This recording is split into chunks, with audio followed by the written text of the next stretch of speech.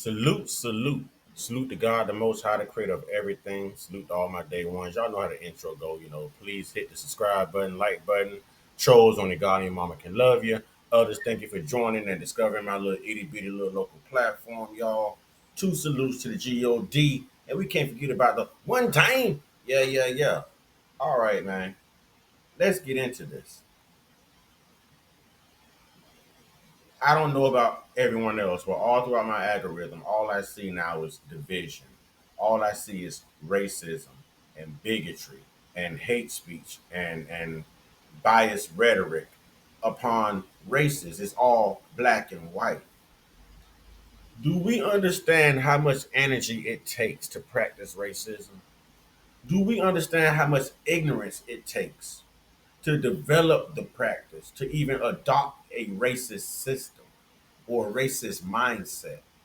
Do we understand the premises that we have to exist in its entirety to be consistent with the hateful culture? Who has that type of time? Who has that type of time? When you can wake up every day disliking and hating someone for a skin color or a way of life that they did not choose with their higher power, that alone displays ignorance. That alone should be some type of mental health. That should qualify you for some type of mental health assessment. I don't understand what the fight is about. We all live, we all die. We're all human beings. We all bleed the same. You know, we sneeze the same. We drink the same. I mean, I don't understand. We all drive vehicles, or we all walk, or we all pedal a bicycle. We all enjoy swimming. I don't see where none of this is linked to race. No one had the opportunity to sit down with the Most High, their Maker, their Creator, and say, "Well, God, based on these statistics, and based on these talking points, and based on this history, and based on this wealth, based on this privilege, based on this entitlement, based on this supremacy, based on this popularity and being a majority, that this is what race I want to be." And we never take time to realize that this racial bias is exploited even through religion. It's exploited through school, indoctrination, whitewashing history. It's exploited right now in your mainstream media. It's exploited by people just like Charlie Kirk.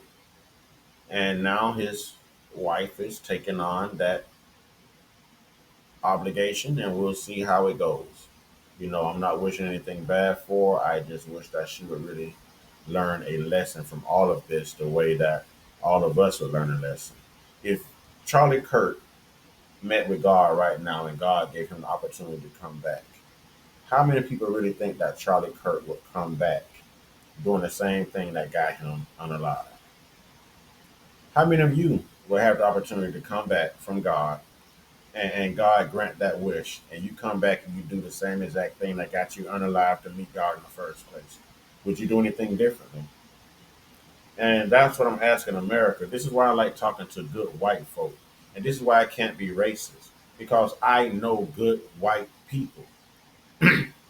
Do I know bad white people? Yes, but I know bad black people too. I know bad Asian people. I know bad everybody. Do I know good? Yes, of every culture.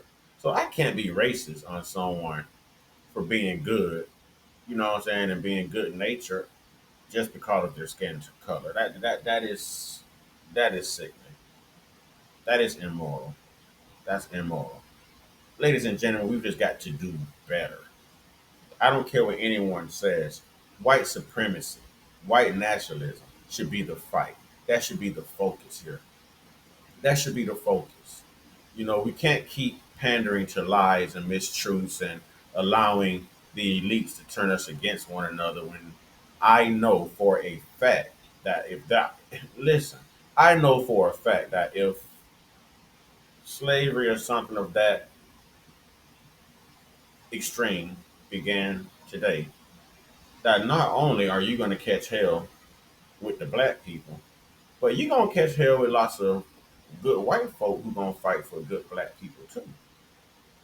You know what I mean? So it'll be the racist white people, just like it is now, fighting against the good white folks, and then you will see the good black folks unify with the good white folks. The good Spanish folks unify with the good white folks and the good black folks. And then eventually we're gonna outnumber these white nationalists. And we can make this country the melting pot it always was. It always was and was always meant to be. You know, I just don't understand people exalting this much energy into a way of life. If you spent this much time actually being truthful, being honest with yourself, being positive, being optimistic, being kind, being helpful, being loving, being inspirational, being encouraging, being a role model, think about the progression we would see in the world today. We wouldn't be opening our internets to see all of this angry hate rhetoric in our algorithm. There would be love and peace. There'd be genuineness spread throughout the world. There'd be acceptance. Instead of hating one another due to our difference in skin color, we'd be learning from one another so that we can combine cultures. Because that's what it's about. That is what it's about. How many people stop in from work, on the way from work and stop and get some Chinese food? How many good white folks love some good soul food? You know, how, how many black people, like some good white food? I mean, it's whatever. It's whatever.